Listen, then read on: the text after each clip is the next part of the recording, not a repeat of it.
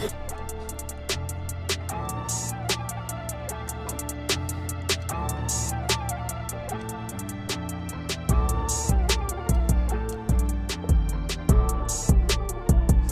sir. Yes, sir. The man, the myth, the legend, the G Word. guy. What's the word? GGOD, baby. Go get Yeah. our dreams. Yes, sir. Yes, sir. What's up with you, man? How's life been treating you, brother?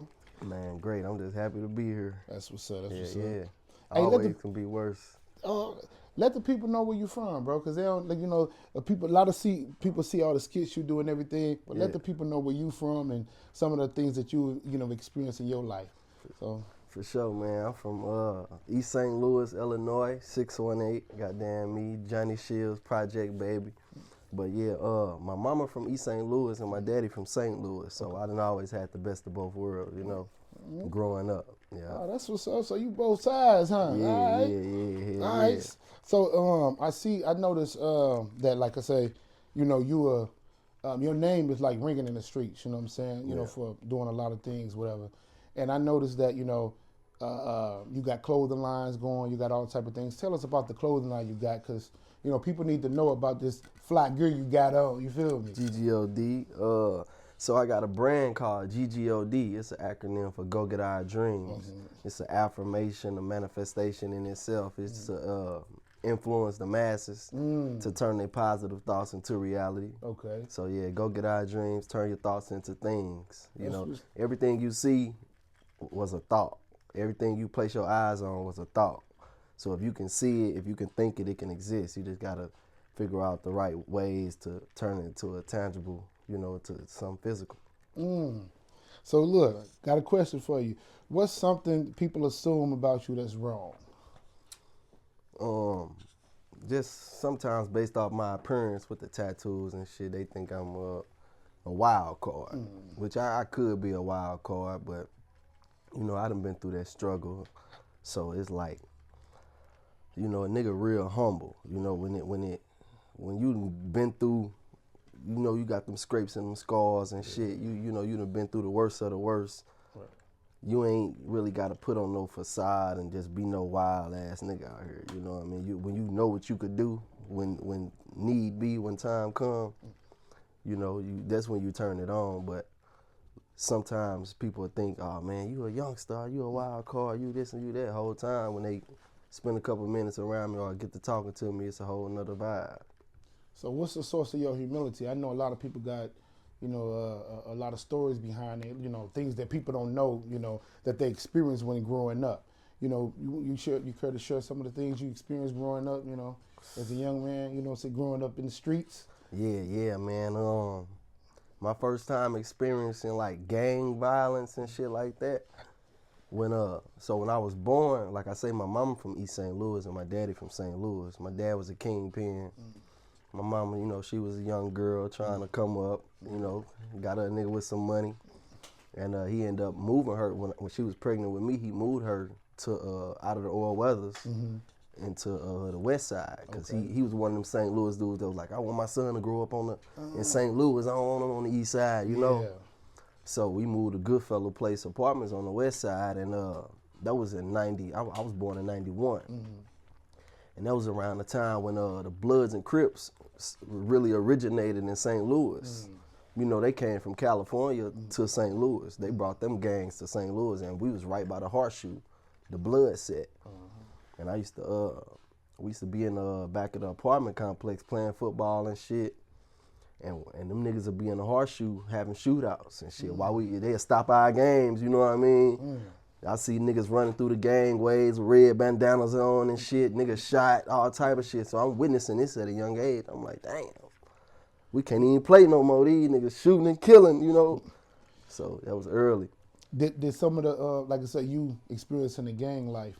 You know, was it influential to you? Like I say, did you pick a side? Did you grab a By us growing up in the blood, around the Blood set, I kind of lean towards more to the Bloods or whatever. But like, with my mama living on the east side, I knew about the Gangster Disciples. You know what I mean? All my cousins, big cousins, GDs. You know. Then, you know, Crips. You know, you just really learn as you go up through this shit. You really just get to seeing what's going on.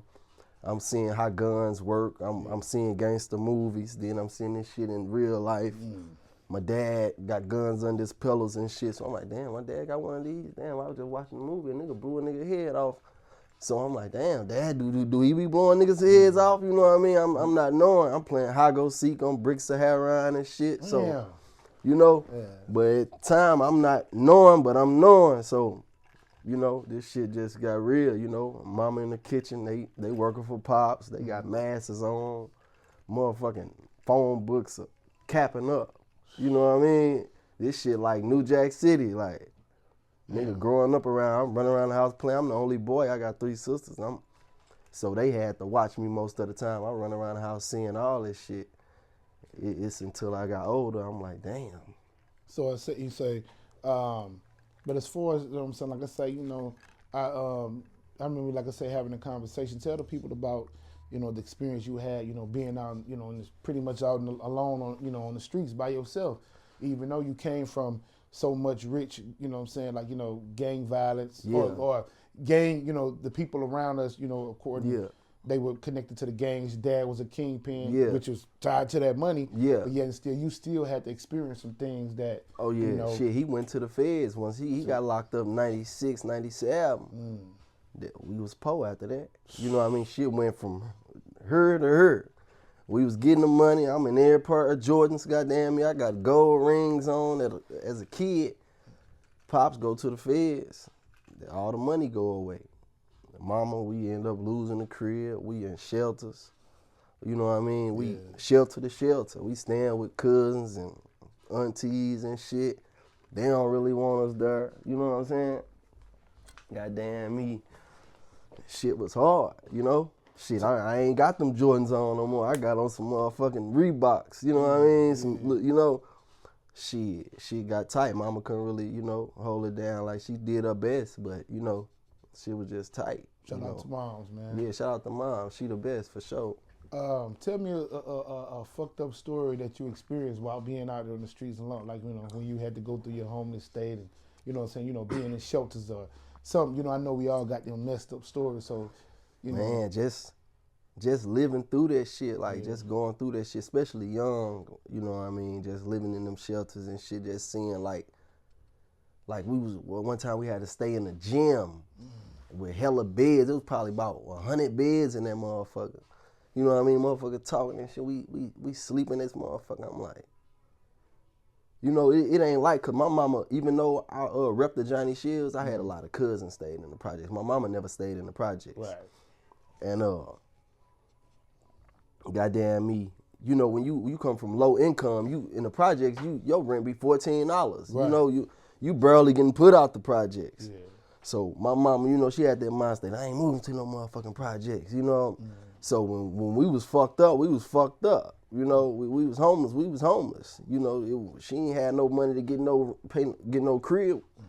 Shelter we go. Damn. And it's like staying in a motherfucking gym with 60, 70 different motherfuckers. We beds in here, goddamn, you don't know these folks from a can of paint. You got a shower in one room. We eating breakfast, lunch. You know, this shit just is fucked up. I never, you know. I know that was messing with your mental, man. You know, coming from Pops a kingpin to living in a shelter with 60 other beds around you, you know. Man, fucked up, man. You hear me? Hell of an experience. Well, glad we made it out that shit, though. But we ended up getting it together. Hey, so what do the masses or the people who ain't from the streets get wrong about the street life? They think that shit fun. They think this shit sweet. You know what I mean? But man, what these little dudes don't know, man, it's 2 places you gonna go. And the OGs used to tell me this same shit, you know. I had to learn the hard way. And it's jail or death, man. When you wanna thug in this shit, you wanna gang bang, you wanna sell dope, you know, you wanna run with them crowds, you only going 2 places eventually.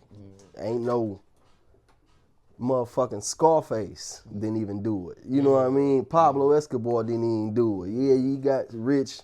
You can't name one motherfucker that did this shit the right way without going to jail or getting killed. You know what I mean? Yeah. And or losing their homies or some tragic didn't happen. You know what I'm saying? Yeah. You gotta go legit and do some legit shit, man. These niggas think it's sweet, and it ain't, you know. So I just want to motivate these niggas and let them know, man, get your shit together, man. Get your mind right. Yeah. Listen to the OGs that done been through this shit, you know what I mean? Because when you jumping off in this shit, you better hope you survive that shit. Everybody don't make it through that shit. Man, you know, you went through a experience, you know what I'm saying? You had an experience with gun violence. What happened in that situation, man? If you could say a little bit about it? Yeah, man. On Easter 2010, I got shot with an AK-47. Yep, 4:20 in the morning. I was leaving the hoes, the projects, the hoes. I'm leaving the hoes on my way to the Johnny Shields. I was just fucking with a little chick, one of my little chicks who was at her auntie house, and her auntie was about to go to work. And she like, yeah, you gotta leave. My auntie finna get up. I'm like, shit, I can just hide in the closet.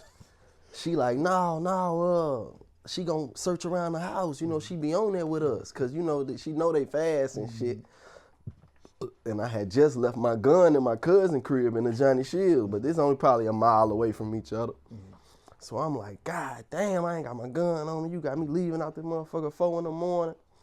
So she like, I'm like, look, man, how about this, man? Just call my phone, and we gonna be on the phone while I'm walking to the hood. It's 4:20 and it's 4 something in the morning, 3 something, 4 in the morning. So I get on the phone. I'm like, call me. I call. I walk across the field in the hose. I make it out the hose. I get in front of the New Lincoln. If you're from East St. Louis, you know the hose right by New Lincoln. I get in front of New Lincoln. You know, they got the big parking lot with the gate right there. So I see a car coming my way, and he busts a right. But you know, when you bust a right, you're going to be on the right side of the street. Right. This motherfucker bust a wide right and was on the left side of the street. So goddamn he was closer to me on the side where I'm at on the sidewalk. So first thing come to my head, I grabbed my belt buckle like I had my strap. And they hit the gas. Cause when they hit the right, they slowed down a little bit, and I can see niggas in the car like trying to see, you know what I mean? So when I grabbed my belt buckle like I had that clutched on them, they hit the gas. They gonna take off. So I'm like, yeah, scared they ass, you know, they gone. So by the time she like, what's going on? I'm like, nah, some nigga just pulled up on the side of me, but they pulled off. So I make it to the hood. I make it to the Johnny Shields. Boom, I go through the dark alley and shit. I get to the hood, I see a car at the stop sign, but they facing me now. I see headlights. I'm not knowing it's the same car. I'm thinking somebody in the hood, because that's where we post up and sell our dope at. So I'm thinking it's the same car. I mean, I'm not knowing it's the same car. So they come on across, boom, they come in the hood, boom, they hitting the little bumps. They come like right on the side of me, like right on the side of me type shit, while I'm on the sidewalk. Like they close in the motherfucker, like I can toss this water over there and they can catch this motherfucker. Like that's how close they is. So the niggas say some little bullshit, little jibber jab or some shit, like, hey, get my attention. So I'm like, who that? I take like 2 steps closer. I'm like, who that? I'm thinking one of the homeboys or something bullshitting, playing it. But it's 4 in the morning, grass foggy, birds chirping, you hear me? Nigga slinging the door open. Nigga got a motherfucking AK pointed at me. These nigga 4 deep in the car. Nigga in the front seat got an AK pointed at me. So he hit that bitch once, like he tapped that bitch. Duh! I turn to take off. I see the fire come out that bitch. I squeeze the phone. I get taken out. He da da da da da da da da da da da. The first couple shots, goddamn, he hit me in the leg right here. Knocked the patch out. Knocked the patch out my shit. Yeah, I see that. I felt the pinch. You hear me? So I felt the pinch. One of the first couple hit me. One of them motherfuckers hit me. I felt the pinch on my leg, but my adrenaline pumping so hard, I'm gone. But you know high buildings in the Johnny Shields, they long buildings. They caught me in the middle, so I'm just all building right here. I can't go nowhere. I had to take off, get around the building. He da da da da da da da da da da da da. He dropped like 70 out that bitch. I get around the building, I'm beating on doors as I run. Boom, boom, boom, boom, boom, boom, help. Boom, boom, boom, boom, boom, help. Goddamn me, I get in between some cars because I heard a nigga coming from where I just ran from. The way I just ran from around the building, I heard a nigga come from that way. Anybody else out here? Who else out here? So I stop yelling for help. And I get between the cars, I'm putting pressure on my leg and shit, like, damn. And goddamn me, people end up coming outside and shit. My homegirl, she looked out her window and shit. People end up coming outside like, that's Lil Greg. And eventually the ambulance and shit came, but come to find out, the nigga had both his hands in front of him. I looked up, the nigga who came from the way I just ran from, he had both his hands in front of him. He got holes in both his hands, bleeding.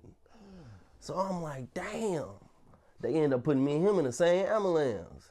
I'm like, man, what the fuck happened to you? He like, man, you had to get shot in front of my crib, in front of my building. He like, man, I was in the living room rolling up a blunt. Wow. And goddamn me, bullets came through both of my hands. On my mom. Bullets came through both of my hands on my mom. He said, I ran on my back door and seen you run that way. I'm like, damn. Fuck me up, boy. On my mama. That's wild. Yeah, man. That's wild. Yeah. Hell yeah, man. But shit, I survived that. I had to patch my wounds up. I was right back out. On crutches. I'm back to bullshit. Yeah. I'm jacking niggas on crutches. I'm shooting at niggas on crutches. I end up getting wind on a little car or whatever. I don't know if it was the same motherfuckers, but I tore they shit up, shot they shit up, man. Shit, it made me worse. Damn. Yeah. So it turned you up a notch. Turn me up a notch. Motherfucker ain't gonna do that again. Hey, what made you start thinking different though? You know, like Jail. Prison. Yeah. Especially the second time. Like the first time I got my mind right. But when I did, because I ended up catching a robbery in North County. And my first offer was 22 years. Yeah. And I was the only motherfucker on my case, no co-defendants, no shit like that. And I ended up getting them all the way down to 5 years. I sat in the county 11 months. I pump faked them like I was gonna go to trial, had a paid lawyer. And he came in one day like, man, you been here a year? They say if you take 5 years Tuesday, man, we can get you up out of here, man. You do three on the ACA, you do 2 more in the joint. You come on 2 on parole. I'm like, cool. My mama like, hell nah, don't take no jail time. You can't go to prison. She was scared of them off. I was 19 years. So I went on. I'm like, fuck it, give me that 5, man. Shit, I'm ready to come home. So how much actual time you did? I ended up doing 3 on the 5. 3 on the 5? Yeah, the first time. Okay. Yeah, so I ended up going to the joint, and I locked in with my dad. He ended up coming home from. So right before I went, remember I told my dad went in 96, 97? Yeah. He ended up doing 13 in the feds. Right before I caught my robbery case, he came home a month before I got locked up. He in the halfway house. We met and shit. He checking me out like, damn, you a decent looking little dude, man. They talking like, he was just like, damn, they talking like you just out here wilding. I'm like, shit, nigga wilding, but I'm a player too though. You know what I mean? Shit. That's what's up. I stayed fresh. You couldn't tell I was on a lot of that bullshit, But I ended up catching my case, and I get to the joint, and he was fucking with the Muslims and shit when he was down. So he was just telling me, he always like schooled me on this shit, like, get in them books and, holler at some of my brothers. I know some niggas in the state or whatever. So I was fucking with the Muslims or whatever. I never joined, but I always went to their services and, just got the word. And, you teach you how to be a young man, teach you how to carry yourself, And I was watching Farrakhan tapes, I was getting in the books. I had started writing music. That's how I taught myself how to rap in the joint. Niggas in the joint was telling me, man, you got to get out there and do that shit. You cold. We was having ciphers, niggas gather up in a circle. Everybody take turns, man. I get in there and spit, man. They like, this little nigga talking different. You heard me? Where you from? You St. Louis? Because a lot of motherfuckers in Missouri, DOC, it was Missouri, St. Louis niggas and Kansas City niggas. So East St. Louis niggas, we different. We talk different. We down there like got that down south type of vibe, Yeah. We a little rugged with our shit, so I'm talking that shit. They like, dude, hard. So You know, I got my mind right. I locked in with some 5%ers in there. You know what that is? Yeah. Yeah, I locked in. So cause I'm a 5%er. Yeah. Yeah, so I locked in with the guys. That's where G Guy came from. I was calling myself Guy LeGreg. Okay. You know, the original black man. We guys. So I locked in with the 5%ers and shit, man. And I fucked it with the 5%ers more than anything. I learned my knowledge, my mathematics, all of that. And I studied marketing. I was in the library studying marketing for dummies. I was reading marketing for dummies. That's how I'm kind of cold with the skits and shit. I know what to do to get these folks' attention, you know. The fashion, I'm in magazines, looking at all the hip shit, the word, what's popping right now, what's gonna be popping in the next 5 to 10 years, you know. Studying fashion, just preparing myself for when I came home. Got tatted up in that motherfucker, you know, prison tats, you know what I'm saying? Shit, I knew what I was gonna do when I came home, so I'm like, shit, this what I'm on. I'm finna get out there and do this shit. Boom, I knocked my 3 out, come home. Didn't get in the studio, not once. Came home, man, I'm back robbing, shooting at niggas. You hear me? I'm on bullshit, cause I had a mentality like when I came home, I'm like, I wanna let these niggas know ain't nothing changed. I'm still like that. You hear me?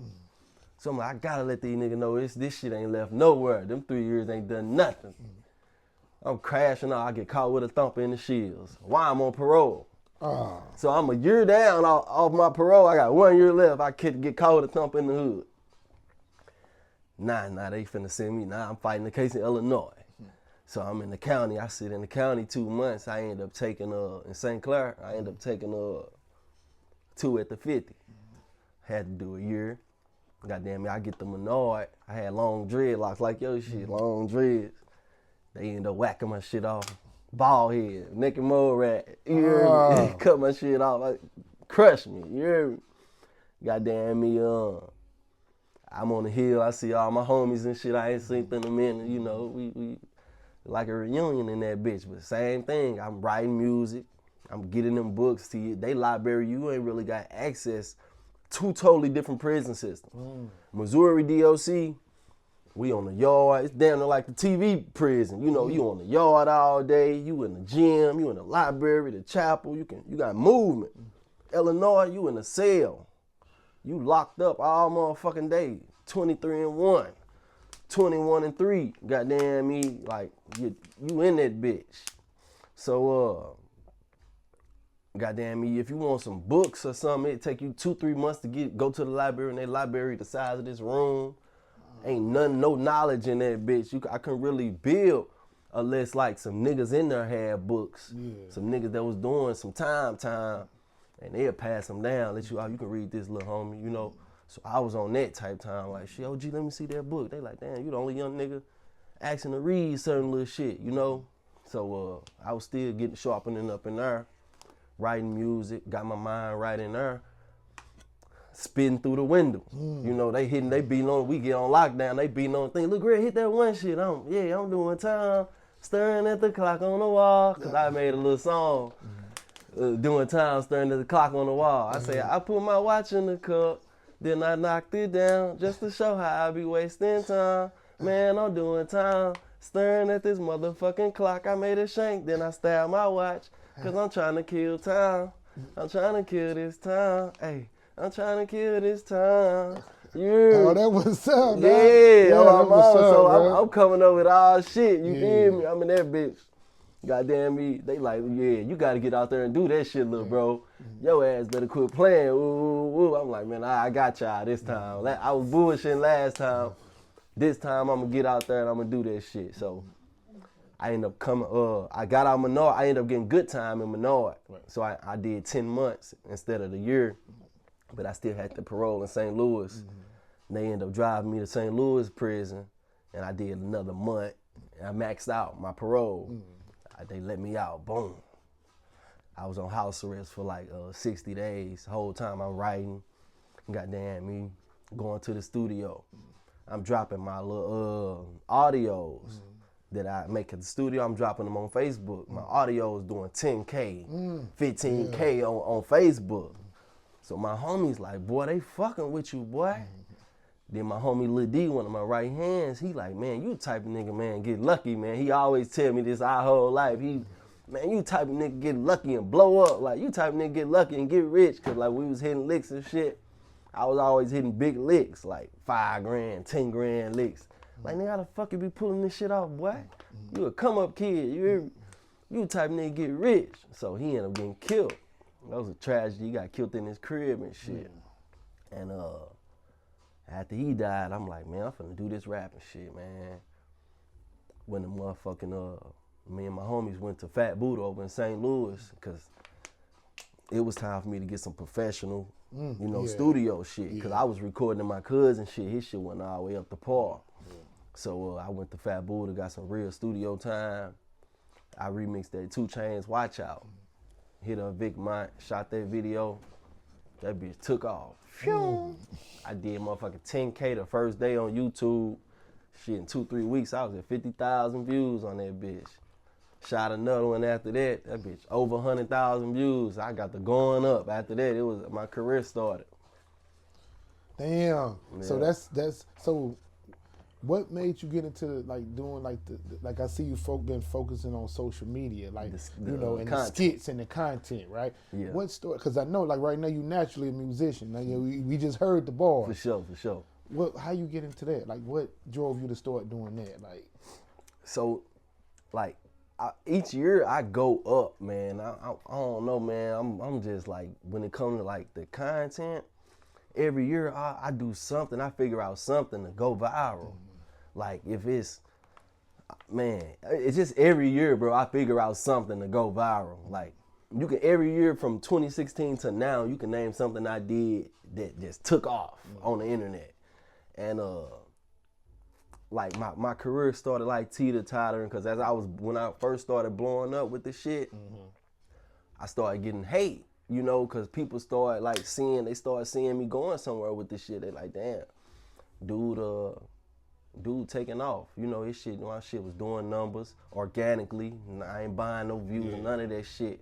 And niggas weren't really trying to book me for no shows. Niggas working at the radio weren't trying to play my shit on the radio. And I know these people personally, some of them. You know what I mean? And it just started like it seemed like they was gatekeeping me. And I feel like my career was just like, I need to do something else to get outside of this area. You know what I mean? Because it seemed like these folks hating on me too bad. So I got to traveling and shit. I'm studying the internet, and I'm real innovative. If I see something and I know I could do it, I do it and put my own twist to it. You know what I'm saying?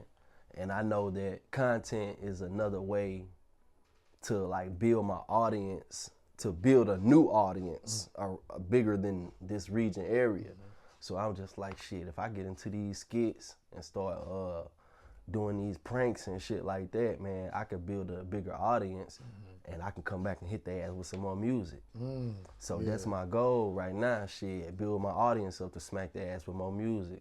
I gotta do something else. So that's what got me started doing that. That's what's up, man. Yeah.